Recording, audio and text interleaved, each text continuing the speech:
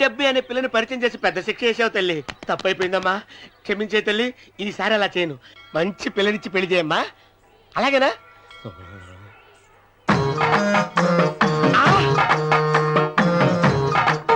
తల్లి అమ్మా, అమ్మా సూపర్ ఫిగర్ తల్లి.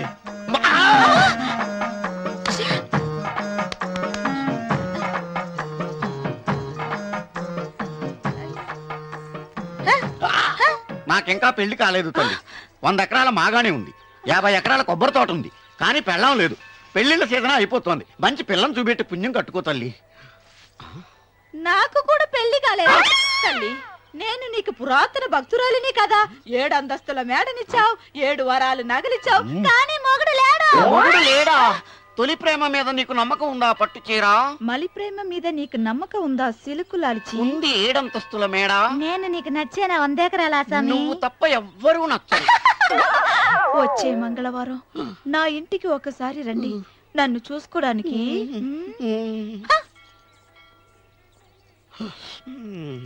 తొలి ప్రేమలు అంత తడిచిపోయావా? తడిసి ముద్దయిపోయాను. ఇదెంత? 30. ఇదెంత? 70. అంతే కదా. ఇప్పుడు నువ్వు తొలి ప్రేమలో పడ్డావే, దాని దగ్గరికి వెళ్ళి ఇది 30 ఇది 70 అని చెప్తే దాన్ని చేసుకో. అలాగే. ఏ తొలి ప్రేమ ఆకు చేసుకోరా. 30 70. ఏ తొలి ప్రేమ ఇదెంత చెప్పు. ఇదేంటి ఇది? టింగ్ టింగ్ మో. ఇదెంత? ఇదంతా ఎందుకండి? ఎందుకంటే ఇదెంతో నువ్వు చెప్తేనే మన పెళ్లి, అందుకు చెప్పు. అది అది 30, అది 70. ఒరే గుంటనక వస్తున్నాను, ఉంటారా? అచి సాచినోడా, నాకు వచ్చిన సంబంధాన్ని చెడగొడతావా? నన్నే కొడతావా? అమ్మా నన్నే కొడతావా? అమ్మా చూడు, నువ్వు చేసింది తప్పో నేను చేసింది తప్పో మా చిన్నమ్మ గారిని అడుగుతాను. ఈ విషయం మా చిన్న గారిని చెప్తానే. అచిబా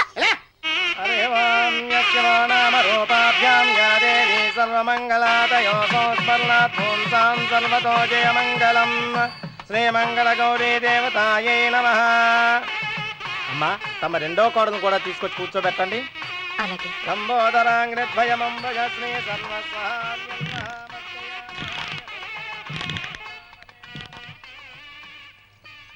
ఏంటమ్మా ఇంకా అలాగే ఉన్నావు? నువ్వు ఈ పూజకి ఏర్పాటు చేయమంటేనేగా మీ మామగారికి ఇష్టం లేకపోయినా ఒప్పించాను. అందరూ వచ్చేసారు, చీర మార్చుకుంటా. నాకున్న చీరల్లో ఇదే మంచిది. నా దగ్గర పట్టు చీరను తీసుకో. మీరు కట్టి విడిచిందా? లేదమ్మా, కొత్త పట్టు చీర ఉంది. వద్దులేండి. పోనీ నగలైనా పెట్టుకోమా. మీరు పెట్టుకోక మిగిలినవా? కాదమ్మా, నా దగ్గర 7 వారాల నగలున్నాయి. దేవుళ్ళకు కావాల్సింది చీరలు నగలు కాదు, భక్తి. వస్తున్నాను, పదండి.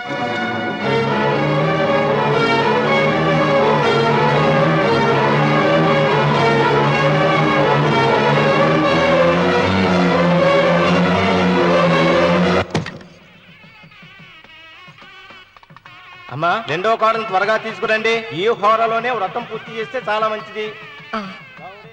రఘు ఇట్రా. ఏంటమ్మా? వెళ్ళి సులోచన త్వరగా తీసురా. అలాగే.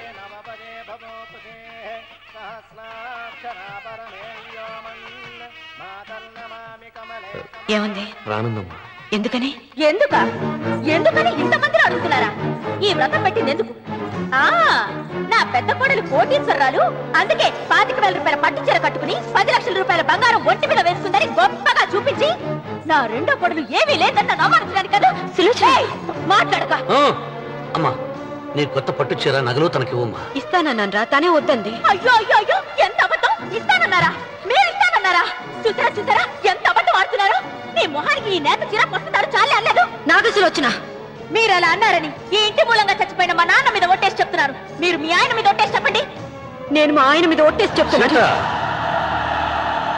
ముత్తైదువులను పిలిపించింది పసుపు కుంకుమలు గాజులు ఇచ్చి పంపటానికి గాని ఈ ఇంటి 4 గోడల మధ్య జరిగిన దానికి సాక్ష్యాలు రుజువులు ఇప్పించి పంపటానికి కాదు. నాగసులోచన, ఈ ఇంటికి 2 సింహద్వారాలున్నాయి. దేవుడిని ప్రేమించే వాళ్లకు ఒక గుమ్మం, దేవుడిని ద్వేషించే వాళ్లకు 2వ గుమ్మం. నీ ఇష్టం వచ్చిన గుమ్మం వైపు నువ్వు వెళ్ళవచ్చు.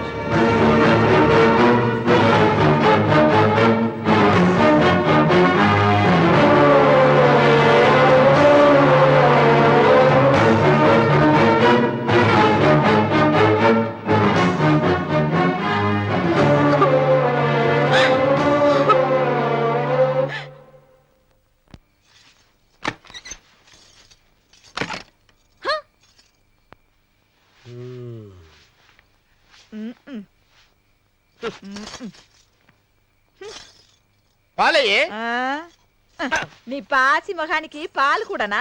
సగం నేను తాగి సగం పిల్లికి పెట్టా. ఇందులో కాస్త ఎంత మంది కూడా కలుపుకోపోయావా? తేడా విరగడేది. అసలు నిన్ను అనుకుని ప్రయోజనం లేదే. నిన్ను నాకు కట్టబెట్టిన మా చెన్నయ్య గారిని అనాలి.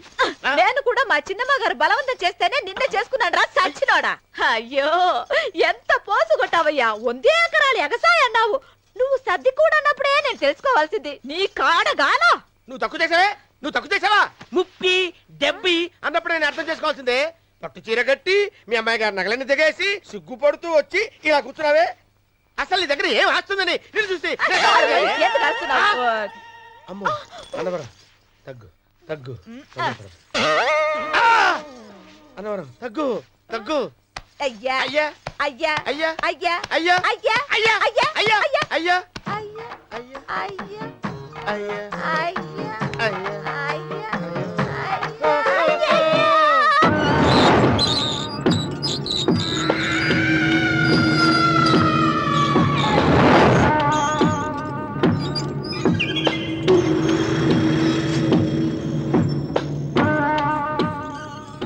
ఏమండి అటు చూడండి. విచ్చిపోతే లేక్కడి నుంచి నువ్వు తిను మావయ్య. ఏ ఇంటికి నా కోసం వచ్చావు. నిన్ను నేను గౌరవించుకోవాలి కదా. అది మా నాన్న కూర్చుని ఉయ్యాల వల్ల. ఆహా రేపు ఆయన చచ్చిపోతే ఎవరు కూర్చుంటారు? ఆయన బూడిద పోసి పెడతారా? సులోచన రఘు లేడు. ఎందుకు అలా అరుస్తారు?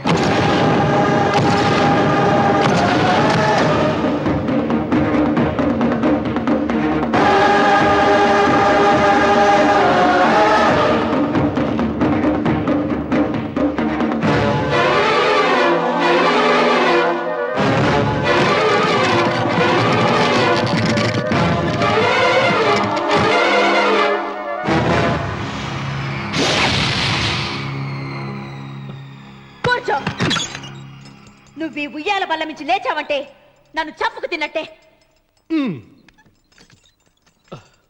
అన్వర్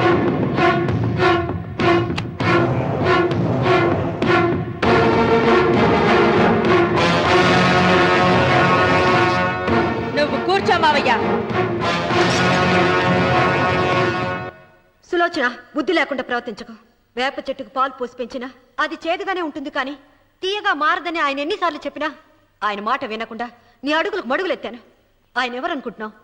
ఈ ఇంటికి పెద్ద. దేనిలో పెద్దండి? హత్యలు చేయడంలోనా? పక్కవాడ పొలాలు ఆక్రమించుకోవడంలోనా? వీధిలోకి వెళ్లి పసిబిడ్డని అడిగినా చెప్తాడు ఆయన ఎంత నీచుడో హంతకుడోనని.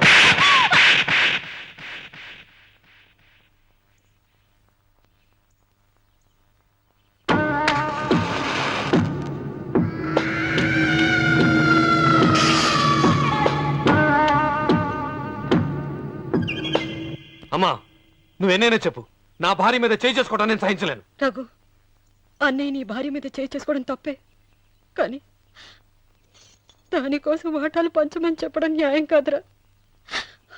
నాన్న అన్నయ్యని కూడా తన వాటా తీసుకుని వెళ్ళిపోమంటున్నారు. కావాలంటే నేను నీ భార్య కాళ్ళు పట్టుకుని క్షమాపణ చెప్తాను రా. అమ్మమ్మమ్మమ్మమ్మమ్మమ్మమ్మమ్మ, నేను 100 సార్లు మీ కాళ్ళు పట్టుకుంటాను. మా బతికేదో మమ్మల్ని బతకనివ్వండి. ఏంటి నించున్నారు? రండి, అక్కడ ఎదురు చూస్తున్నారు. చేసిందంతా చేసి కాళ్ళు పట్టుకుంటుందట మా అతను. నీ కన్నీళ్లకు రాళ్ళు కరుగుతాయి గాని కన్నవాళ్ళు కరగరు సీత. సీత, వాళ్ళు చిన్నపిల్లలుగా ఉండేటప్పుడు ఎంత సంతోషంగా ఉండేవాళ్ళం. వాళ్ళు పెరుగుతుంటే ఆ సంతోషం తరిగిపోతూ ఉంటుంది. వాళ్ళు మన భుజం దాటి పెరిగాక ఇక గడప దాటి ఎప్పుడు వెళ్ళిపోతారా అని ఎదురు చూడటమే మన పని. బాధపడ.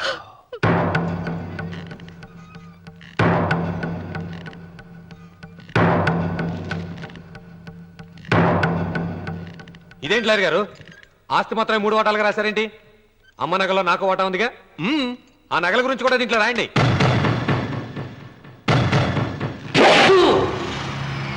అది మీ తాత పిత్రార్జితం కాదు, నా స్వర్జితం కాదు.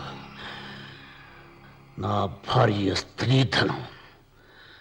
అందులో వాటా ఎవరికి రాదు లేదు.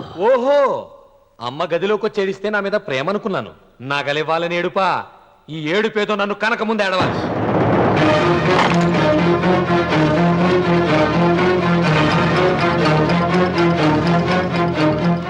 ఏయ్, నీ అమ్మను ఎంత మాట అన్నావురా?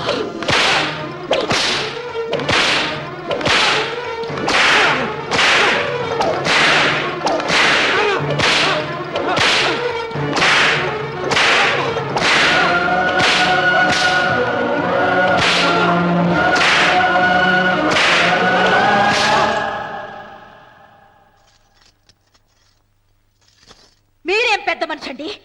పెళ్ళైన కొడుకుని కొడతారా? ఆస్తి ఇవ్వడం ఇష్టం లేకపోతే ఇష్టం లేదు అని చెప్పండి.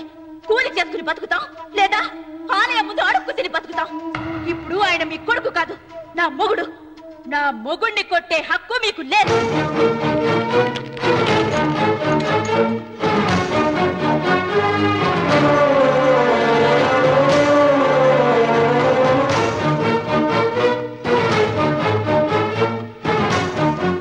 రఘు, నీకు కావాల్సింది ఈ నగలేగా తీసుకొచ్చాను. తీసుకోరా. వద్దమ్మా, వద్దు. కాదన్నయ్య. వద్దమ్మా, నా మాట విను. ఒక తల్లి కడుపున పుట్టకపోయినా నన్ను అన్నయ్య అని పిలిచావు. నా ఇల్లు నీకు పుట్టిల్లమ్మా. ఆడబడుచు బతుకుండగా పుట్టిన నగలు పంచడం శుభం కాదమ్మా, శుభం కాదు. రే రఘు, ఆ నగలి బదులుగా నా పొలం, నా ఇంట్లో ఉన్న బంగారంతో నీకు ఇచ్చేస్తాను. తీసుకెళ్ళిపోరా. అలాగే లాయర్ గారు, అవి కూడా రాయండి.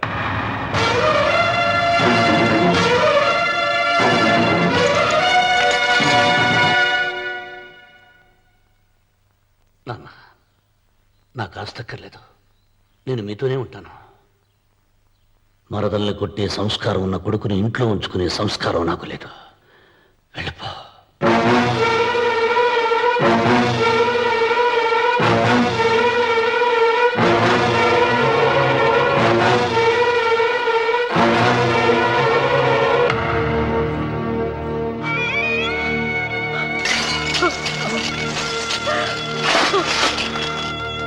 సీతమ్మ, అమ్మ సీతమ్మ, సీతమ్మ.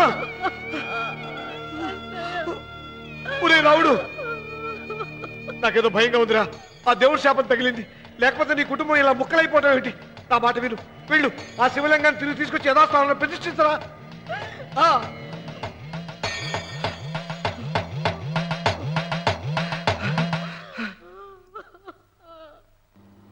లోకేశ్వరన్ చంపినందుకు అరెస్ట్ చేస్తున్నాం. నేను అతను తప్పుడు పెట్టి అతని స్వహస్తాలతో రాసిన ఉత్తరం.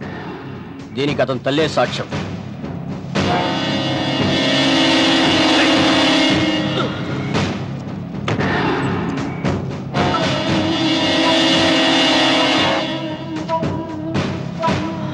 పద.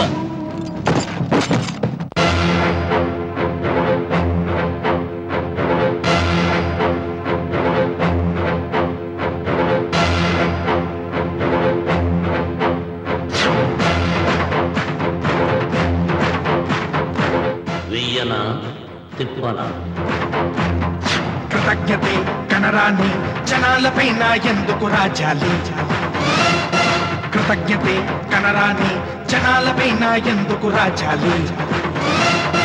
పూజలే అంటే పిరికితనంతో చదివే మంత్రాల? దేవతలంటే ఎవరు? చేసిన పూజలు గుర్తులేని రాళ్ళ? పాపం పుణ్యం ఇక నుండి పాదరక్షలుగా తొక్కేసై మంచి మమత మానవత్వమా చించవతలబారై అసాధ్యాలను సాధ్యం చేసే నువ్వే రాయలసీమకు రాజు. రామన్న రామన్న రాయలసీమ రామన్న చౌదరి. రామన్న రామన్న రాయలసీమ రామన్న చౌదరి.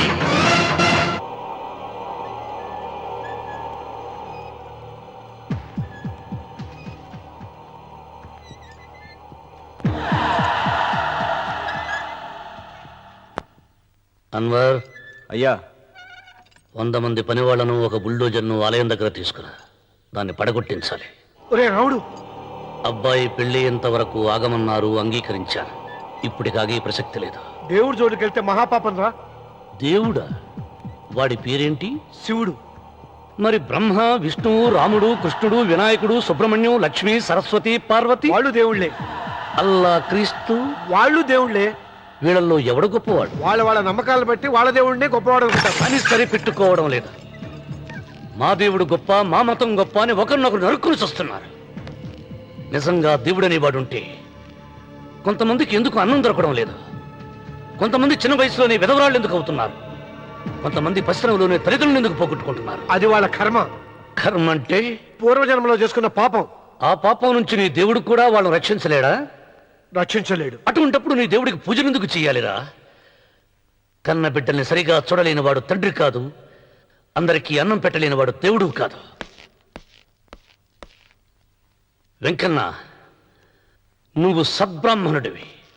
వేదాలు చదివావు, ఉపనిషత్తులు చదివావు, పురాణాలు చదివావు. నేను ఏమీ చదువుకోలేదు. అసలు దేవుడి ఆకారం ఎలా ఉంటుందో చెప్పు. ఆయనకు ఆకారం లేదు, నిరాకారుడు. అటువంటప్పుడు గుడులెందుకు, గోపురాలెందుకు, వాటిలో విగ్రహాలెందుకురా? నేను చెబుతాను వినరా. గాలి దేవుడు, అది మనం పీల్చకపోతే చచ్చిపోతాం. నీరు దేవుడు, అది మనం తాగకపోతే బ్రతకలేము. భూమి దేవుడు, అది లేకపోతే మనకు అన్నం దొరకదు. అమ్మా నాన్న దేవుడు, వాళ్ళు లేకపోతే మనం అసలే లేవు. చదువు నేర్పిన గురువు దేవుడు, కష్టంలో, నష్టంలో, సుఖంలో, దుఃఖంలో దగ్గరుండి స్నేహితుడు. స్నేహితుడు అంటే నువ్వు నాకు దేవుడివి. నీకు మొక్కుతాను రా, అంతేగాని ఆ నల్ల రాళ్ళకి రెపరెక్కి కాదు. అంటే గుడి మెట్లకి మొక్కే వాళ్ళంతా మురుగులా? నైవేద్యం పెట్టి నమస్కారాలు చేసే వాళ్ళంతా పిచ్చివాళ్ళ? గుండు గీయించుకుని పొర్లు దండాలు పెట్టేవాళ్ళంతా అమాయకులా? అవును. ఒక గుడి చూపించి ఆ గుడిలో దేవుడు వరాలు ఇవ్వడు అని చెప్పు. ఆ గుడి మెట్లలో ఒక్క మెట్టు కూడా ఎవడో ఎక్కడ. నైవేద్యం పెడతారన్నావు కదూ, ఎందుకో తెలుసా? పెట్టిన క్షీరాన్నాలు, దద్దోజనాలు, పులిహోరాలు మనం మెక్కుతామని తెలిసి, అదే దేవుడు తింటాడని తెలిస్తే శనగ చెక్క, ఒక బెల్లపు ముక్క కూడా పెట్టరా. వెంట్రుకలు ఇస్తారన్నావు కదూ, దేనికి? మళ్ళీ ములుస్తాయన్న ధైర్యంతో గుండు గుట్టించుకున్నాక జన్మలో ఒక్క వెంట్రుక కూడా మొలవదు అని చెప్పు. ఒక్కడు కూడా గుండు గుట్టించుకోడు. ఒరే రావుడు, గీతలో శ్రీకృష్ణుడు ఏం చెప్పాడో తెలుసా? చిచి! 16,000 మంది గోపికలతో సరసం, 8 మంది పెళ్లాలతో కాపురం చేసిన కృష్ణుడు ఎలా వేల్పు? వాడు చెప్పిన గీత మన తల రాత. వెంకన్న, నా దృష్టిలో భగవంతుని పూజించే వాళ్ళు 2 రకాలు. భయంతో పూజలు చేసేవాళ్ళు, ఆశతో మొక్కేవాళ్ళు. పాపం చేశాం, ఆయనకు దండం పెట్టి చేసిన పాపాన్ని ఏదో ఒక రూపంలో హుండీలో వేసేద్దామనుకునే వాళ్ళు మొదటి రకం. మొక్కితే ఏదో దక్కుతుందని ఆశపడేవాళ్ళు 2వ రకం. నా భూమి నేను సొంతం చేసుకున్నాను కాబట్టి అది పాపం కాదా? భయం లేదు. ఏదో అయిపోవాలనే ఆశ, తపన నాకు లేదా? ఈ రామన్న చౌదరి నిన్న జరిగింది మర్చిపోడు, నేడు జరగాల్సింది వాయిదా వేయడు, రేపటి గురించి ఆలోచించడు. వాస్తు పురుష దేవతాభ్యో నమః. ధ్యాయామి, ధ్యానం సమర్పయామి, ఆవాహయామి,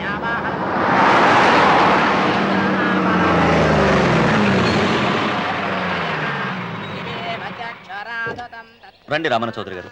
నా పేరు వెంకట్రావు, నేను సివిల్ ఇంజనీర్ని. మీరు ఎంతో గొప్ప మనసుతో బోల్డ్ అంత పొలం పోగొట్టుకుని 6 మైళ్ళ రోడ్డు వేద్దాం అనుకున్నారు. కానీ ఇప్పుడు మీ పొలంతో అవసరం లేకుండా గవర్నమెంటే రోడ్డు శాంక్షన్ చేసింది. ఆ ఆలయం కూడా పడగొట్టక్కర్లేదండి. చెరువుకు అడ్డంగా వంతెన నిర్మిస్తున్నారు. 2 మైళ్ళ దూరం కూడా తగ్గుతుంది.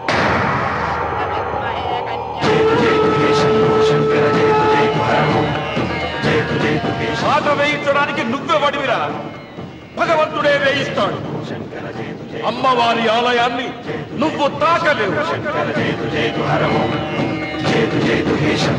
పూలు వేయండి రామన్న గారు. ఆయన ఎవరు? జటాధారి స్వాముల వారు. నీకు తల్లిదండ్రులు ఉన్నారా? లేరు, చనిపోయారు. ఫోటో ఉందా? ఉంది.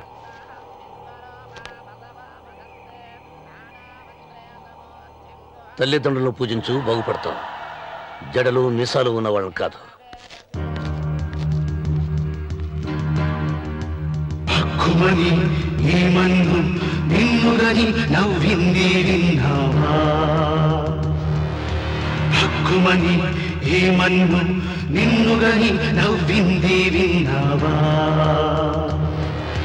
దేనికి నీవు శాసనకర్తవు కావని తెలిసిందా? నేను నాదంటూ పలికిన మూర్ఖులు భూమిలో మిగిలి